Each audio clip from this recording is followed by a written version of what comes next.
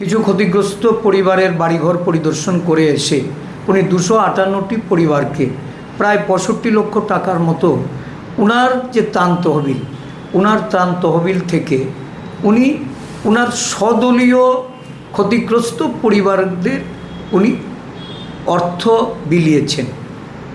আমাদের প্রশ্ন, যারা ক্ষতিগ্রস্ত তাদেরকে সহযোগিতা করা এটা সরকারের দায়িত্ব, কিন্তু দেখা গেছে এই ধরনের ঘটনা, বিরোধীদের উপর আক্রমণ, বিরোধীদের অফিস জ্বালিয়ে দেওয়া, বিরোধীদের নেতৃত্বের বাড়ি ঘরে গিয়ে ভাঙচুর থেকে শুরু করে লুটপাট, অগ্নিসংযোগ, তাদের যানবাহন, দোকানপাট, ব্যবসা বাণিজ্য কেন্দ্র সমস্ত জায়গাতে বিগত 8 বছর ধরে যারা ক্ষতিগ্রস্ত হয়েছেন, এই সরকারের না আগের মুখ্যমন্ত্রী, না বর্তমান মুখ্যমন্ত্রী, না শাসক দলের পক্ষ থেকে, সরকারের পক্ষ থেকে কোনো ধরনের আর্থিক সহায়তা কখনো প্রদান করা হয়নি।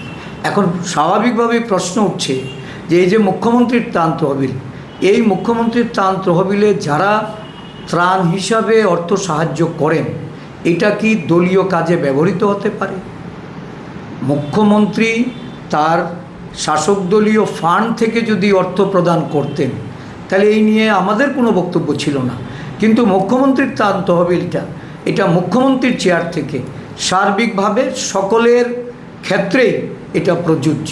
কিন্তু আমরা দেখলাম শুধুমাত্র এখন বোঝা যাচ্ছে যে মুখ্যমন্ত্রীর ত্রাণ তহবিল মানে এটা দলীয় তহবিল, শাসক দলীয় বিজেপি দলের তহবিল রূপে এই তহবিলে যারা প্রদান করে থাকেন নানা মানবিক কাজে বা মানুষের সহায়তা প্রদানের জন্য, এটা একতরফাভাবে একটা দলের কিছু মানুষের সাহায্যার্থে মুখ্যমন্ত্রী ব্যয় করে চলেছেন। এটা অত্যন্ত অনৈতিক এবং আমি বলবো যে মুখ্যমন্ত্রীর ত্রাণ তহবিল এটা ব্যয় করার ক্ষেত্রে ওনার যথেষ্ট সংযম হওয়া প্রয়োজন। আমরা এই বিষয়ে এটা গভীরভাবে নিন্দা জানাই, কারণ মুখ্যমন্ত্রী যদি মনে করেন যে কেউ ক্ষতিগ্রস্ত হয়েছে, সমান দৃষ্টিভঙ্গি নিয়ে সব দলের ক্ষেত্রে বা যারাই ক্ষতিগ্রস্ত, বিগত দিনে যারাই ক্ষতিগ্রস্ত হয়েছেন তাদের জন্য মুখ্যমন্ত্রীর যে দায়িত্ব, এই দায়িত্ব পালন করা উচিত। এটা শুধু নিজ দলের ক্ষেত্রেই নয়, অন্যান্য রাজনৈতিক ঘটনাবলীতেও ক্ষতিগ্রস্ত পরিবারগুলির জন্য ওনার অনুরূপ ব্যবস্থা গ্রহণ করা উচিত ছিল। উনি করেননি, আমি দাবি রাখব যে এটা ওনাকে করতে হবে। আদারওয়াইজ উনি মুখ্যমন্ত্রীর ত্রাণ তহবিল নিয়ে যথেচ্ছাচার করতে পারবেন না, এটা অনুচিত।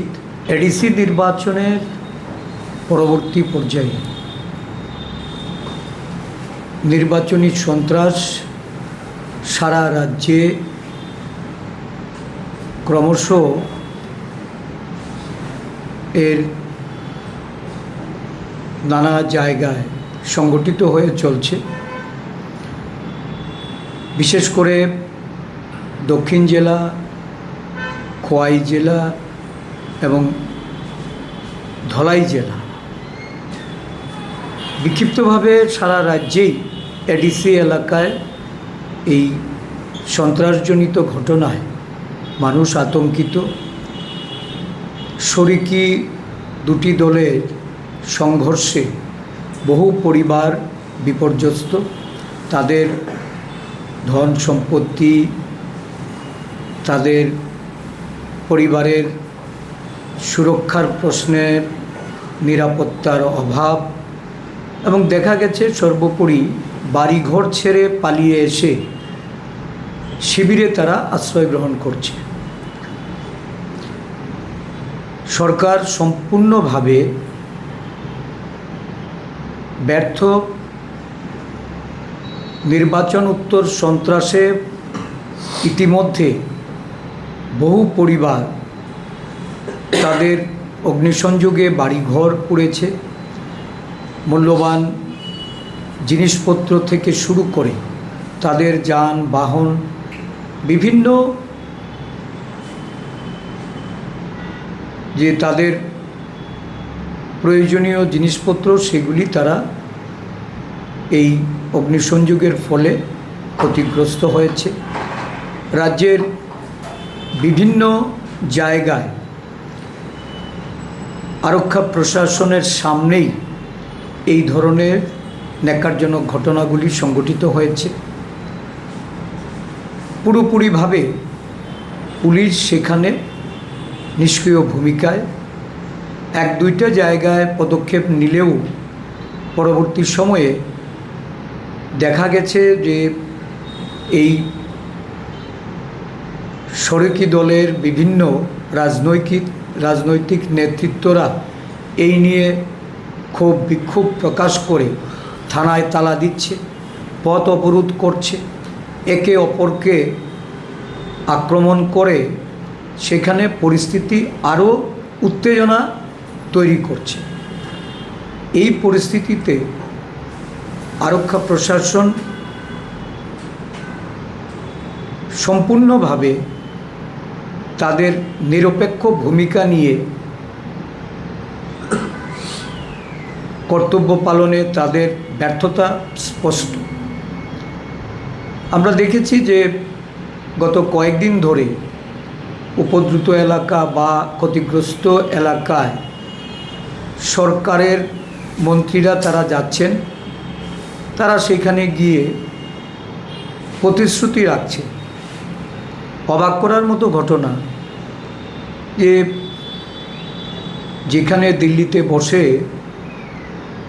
ভাব বিনিময় হচ্ছে, রাজ্যেও উচ্চ পর্যায়ের নেতৃত্বরা এক জায়গায় বসে তারা রাজনৈতিক ক্রিয়াকর্মে লিপ্ত হয়েছেন।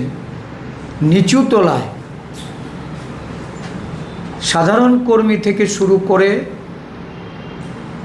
জেলা পরিষদ স্তরের নেতৃবৃন্দরা তারা একে অপরকে আক্রমণ করছে, সংঘর্ষে লিপ্ত হচ্ছে। রাজ্যের মুখ্যমন্ত্রী বা শরিকি দলের যিনি প্রধান, এরা সকলেই শান্তির বার্তা দিচ্ছেন, তাদের দলীয় কর্মীদের প্রতি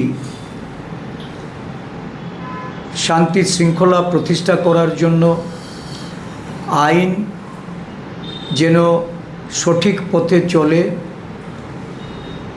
কেউ যেন আইন হাতে তুলে না নেয়, সম্প্রীতির বার্তা দিলেও এটা বন্ধ হচ্ছে না। আক্রান্ত হচ্ছেন উভয় দলের নেতা কর্মীরা। আর এরই মধ্যে দেখা যাচ্ছে যে দুই দলের সর্বোচ্চ নেতৃত্ব একই জায়গায় বসে তারা তাদের যে ভাব বিনিময় এটা করে যাচ্ছে।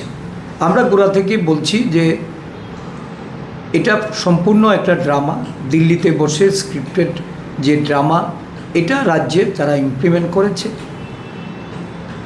2028-এর যে পরিকল্পনা, এই পরিকল্পনার একটা অংশ বাস্তবায়িত হয়েছে এই এডিসি নির্বাচনকে সামনে রেখে। এখানে না উপজাতি স্বার্থ, না এডিসি এলাকার উন্নয়ন, না বিগত দিনে এডিসির যে দুর্নীতি নিয়ে যারা এই বিষয়ে বক্তব্য রেখেছেন, এডিসি এলাকার মানুষের অভাব অভিযোগ এগুলি নিয়ে যারা কথা বলেছেন, এটা গুরুত্ব পায়নি। এই নিয়ে এডিসি এলাকার মানুষকে আবারও ঠকানোর একটা চেষ্টা হচ্ছে। শ্যাম সুন্দর কোম্পানি জুয়েলার্স শুভ অক্ষয় তৃতীয়া 12 থেকে 25 এপ্রিল 2026। আসুন বেছে নিন আপনার মনের মতন অক্ষয় জৌলুসের প্রতীক।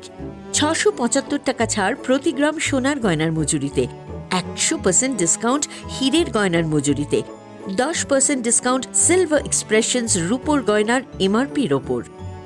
নিশ্চিত উপহার প্রতিটি কেনাকাটায়। মেগা লাকি ড্র একটি হীরের নেকলেস ও 3টি হীরের নেক চেইন। পাশাপাশি আছে সোনায় সোহাগা। গয়না কেনার বিশেষ ডিসকাউন্ট স্কিম। পুরনো সোনার বদলে নতুন গয়না। জিএসআই আইজিআই পরীক্ষিত গ্রহরত্ন, রূপোর গয়না, মুদ্রা ও সামগ্রী। একেবারে সহজসাধ্য দামে চোখ ধাঁধানো হীরের গয়নার সম্ভার। Glitteria, everyday diamonds for you. যে কোনো দোকান থেকে কেনা হলমার্ক গয়নার পরিবর্তে 100% সোনার মূল্যে নতুন গয়না। শ্যাম সুন্দর কোম্পানি জুয়েলার্স, শুভ অক্ষয় তৃতীয়া 12 থেকে 25 এপ্রিল 2026। সবার সাদর আমন্ত্রণ।